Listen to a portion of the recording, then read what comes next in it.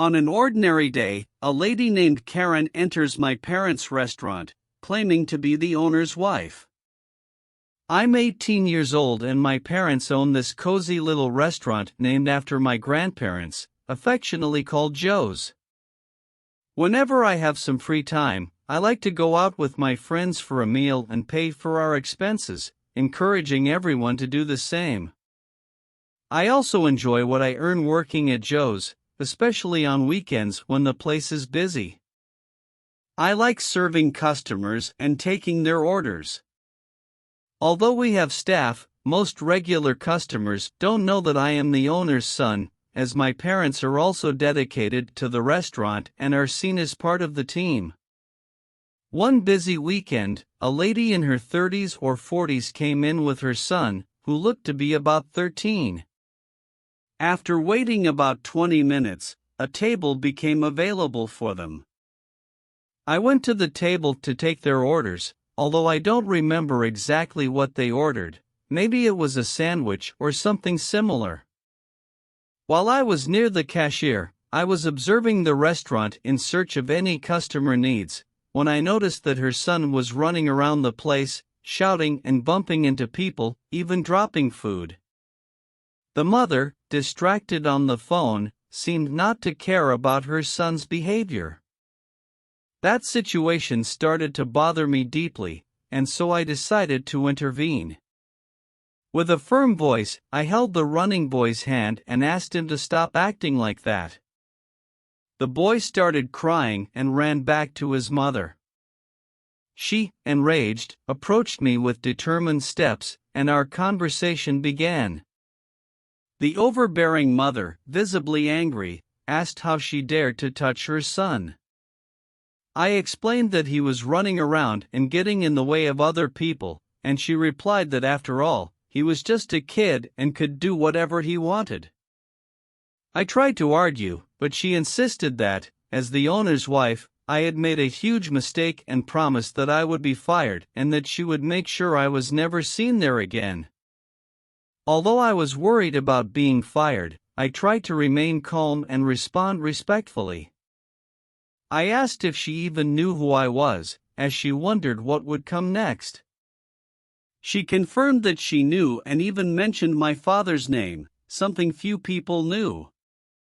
Apologizing again for my behavior towards her son, I begged her not to take drastic measures, as the job at the restaurant was essential to me.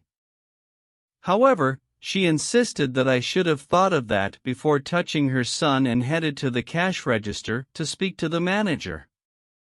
My father went out and talked to her about what happened. Her employee had made my son uncomfortable. She expressed a desire for it to be shut down immediately. My father looked at me and said, "I'm sorry for the inconvenience, but I can't just fire you without a good reason." The lady, with an authoritative stance, replied, "Do you know who you're talking to? I'm the wife of the owner of Joe's, and I can't stand the behavior of this employee here." My father, with a warm smile, replied, "Why are you laughing? I'm serious." He continued, "I apologize again for the inconvenience. Would you like a refund?" The lady in authority was furious and announced that she would call her husband and complain about both of us and our establishment. She declared, "You will be fired immediately." She had gotten my father's phone number because we had it displayed on a board outside so people could place orders for home delivery. She called that number, and my father's phone rang. The woman, surprised, picked up the phone and said, "Hello, this is the wife of the owner of Joe's. How can I help you?" Her face turned from red to white, as if all the blood had drained away. My father calmly explained, "I am the owner and manager of Joe's, and you are in no way my wife. Furthermore, the employee you want fired is my son." She looked at me, and I couldn't help but laugh. At that moment, her order was ready, but she was already quite embarrassed, and her son was still crying in the background. She pulled him by the arm and left without even taking the order. We still laugh about it to this day. It was incredible how the situation unfolded, and the authoritative mother only realized that I was the owner's son and that she was not the owner's wife when she called the outside number. It was surprising that she chose to identify as the owner's wife rather than other roles such as sister or friend. Someone suggested that it would have been funny if I had joked around, asking if she had finally come home and trying to hug her while pretending to be happy with tears in my eyes, but luckily we didn't. They also joked about the possibility of me having a younger brother, wondering if he was a half-brother or if she was pregnant with her father when she left the scene. In the end, the scene got even more interesting when people started taking out their phones and recording everything. If we had to rate the level of entitlement in this situation from 1 to 10, it was certainly something unforgettable. And so, the story of a Karen yelling at me for apple juice in a Walmart a few days ago became a hilarious memory. When a woman arrived, she saw me picking up the gallons of apple juice. I turned and asked if she was also here to get apple juice. She confirmed, and so I offered her one of them, suggesting we could take the other. I don't know how or why the situation escalated so quickly, but she insisted I give her both, claiming it was what she wanted. I reiterated that we would give her one of them and take the other. However, she was not satisfied and started demanding them both again. I said firmly, "Ma'am, do you want this one or not?" Karen insisted, saying only give me both. It's not hard to understand. She kept raising the tone and my patience ran out. Out of spite, I put the 2 gallons of juice in our cart and, turning to my brother, suggested we move on. At this point, Karen started screaming, but we just kept going. It was really a silly and pointless situation. Operation and her brother arrived in the area before us and could have easily picked up the 2 gallons without any problems. They even offered to give one of them to that lady, but she just started yelling at them. In the end, she wanted to keep 100% apple juice, but ended up getting nothing. I was surprised that Karen didn't pursue the operation and her brother to try something else, but they managed to get out without any further complications. Let me know how you would rate the level of entitlement in this situation, from 1 to 10, in the comments below. As for the story about the father demanding college reimbursement money for Disney World, all of the initial information is crucial to understanding the rest of the narrative. I have been working in a financial aid office at a private university for a little over 2 months. It's a challenging job because it requires me to learn things about the financial aid process that I never thought I would need to know, like processing FAFSA forms. The FAFSA is an essential form that students fill out to determine how much they can receive to help pay for college. This means students who have loans and grants can receive a cash refund. The amount depends on several factors, such as qualifications and college expenses, including tuition and food. Some students receive thousands of dollars in refunds, but it is important to note that these funds must only be used for education-related purposes. Knowingly using them for other purposes may result in the funds being refused. Now, let's get to the story. Yesterday, a father, accompanied by his daughter, walked into the financial aid office before I could even greet them. The man said, "Where is the person who is holding my children's money hostage?" I was terrified, as he was bigger than me and was visibly angry. I wanted to cry because of the volume of his voice. I managed to say, "Sir, can I check to see if anyone is available to talk? He began to express his concerns about how this university was handling his daughter's money.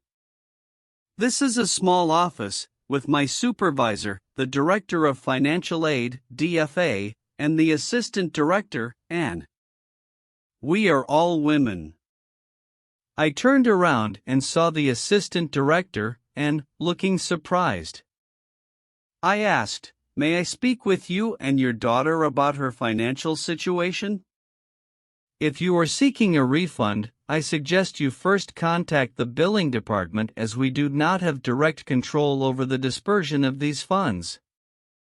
The father and daughter entered the office, keeping the door open, and I could hear their entire conversation. If it weren't for privacy reasons, I would have recorded this conversation. And asked, "How can I help? What's going on?" The father said, My daughter's refund should be released at the end of the week. Today is Wednesday, and the money is still not in her account." I tried to calm him down. "Sir, please remain calm." The daughter interrupted, "Dad, I'm not going to make the trip." The father replied, "Yes, you will. Remember, we are going to Disney World." The assistant principal smiled knowingly and said, "So you plan to use the reimbursement for travel outside of an educational setting?" The daughter replied, "No, I'm not." Her father interrupted her, "Yes, she is. She promised to pay the deposit with this money, and we need it now." The assistant principal explained, "Sir, I must inform you that I cannot allow the release of these funds, as you have just informed us that your daughter will use them for non-educational purposes, which is not permitted. The money belongs to her, but it must be spent in accordance with school-related expenses. Using it otherwise is considered misuse and fraud." The operation added, "You can use your refund money however you want, but you should never inform the financial aid office of your vacation plans in a rude manner. Most people who receive financial aid don't care where their refunds go in general." Meanwhile, I remained at my desk, trying to look like I wasn't listening, but this man was visibly furious. The daughter was also upset, but since she wouldn't receive the money, she chose to keep her head down as they left the office. Soon after, I got up and checked in with the assistant director. "Hey, are you okay?" She nodded, but it was clear she needed a few minutes to herself. I don't blame her. That man was truly intimidating, and I don't believe it will be the last we hear from him anytime soon. It seems like they could have had help if they hadn't clearly mentioned that they would use all the money for Disney World. It was strange because it seemed like the decision was made by them and not their daughter. In any case, regardless of who made the decision, the fact that the father mentioned to the university that he needed the money for the trip to Disney World was not a good idea. Even if it wasn't against policy, why would anyone say that what matters is what the money is for?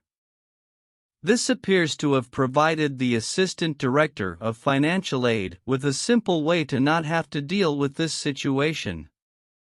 It seems they believe the father will keep coming back, but it could be that he is wary of any involvement with fraud issues, as the Assistant Director mentioned that this would be considered fraud. Either way, this is a big problem. Let me know what you would do if you were in that situation and rate this story from 1 to 10 below. In another story, there was an Ethiopian woman with 3 children, and we lived in a set of separate houses, but all connected. This woman's children somehow always came into our house, as if it were something natural. I remember my mom even leaving the garage door ajar one day, and these kids squeezed inside. They broke into our room and stole things, including my dad's $20 Australian sunglasses and a $30 watch. I had a pair of my mom's expensive $50 shoes, among other things. They also broke into our neighbor's garden and stole several plants, which also cost money, as well as throwing mud at their houses. But the worst part came when we confronted the mother, who was a single mother. She promised she would return the things, and naively, we accepted. However, when we asked again weeks later, they gave the same answer. To this day, we have doubts about what to do, but we choose to ignore the situation. It's not like the Australian police could do anything considering the value of the stolen things, and they were also renters. Whenever I hear stories like this, the first thing that occurs to me is that maybe that family was really in need and didn't need these specific items. Maybe they were selling or doing something to survive. The hardest part is when you have both families struggling financially, meaning neither of them were exactly rich and both were just trying to survive. However, that doesn't justify just letting people steal things from you. The biggest regret here was that we were naive and believed when the other family promised to return our things. It seems strange as they are not supposed to have things for any period of time.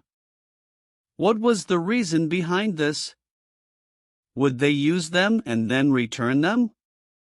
The children broke into the house and stole what they stole. Would they use it and return it?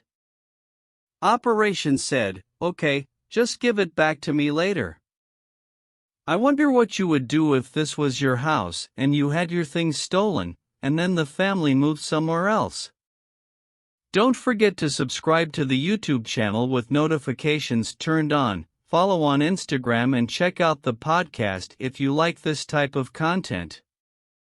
Thank you so much for listening and we'll see you next time. Thank you for watching another incredible story on our channel HistoReddit.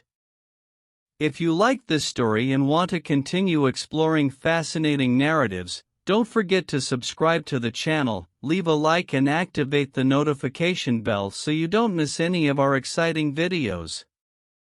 Your participation is essential for the growth of the channel and for us to continue bringing captivating stories to you.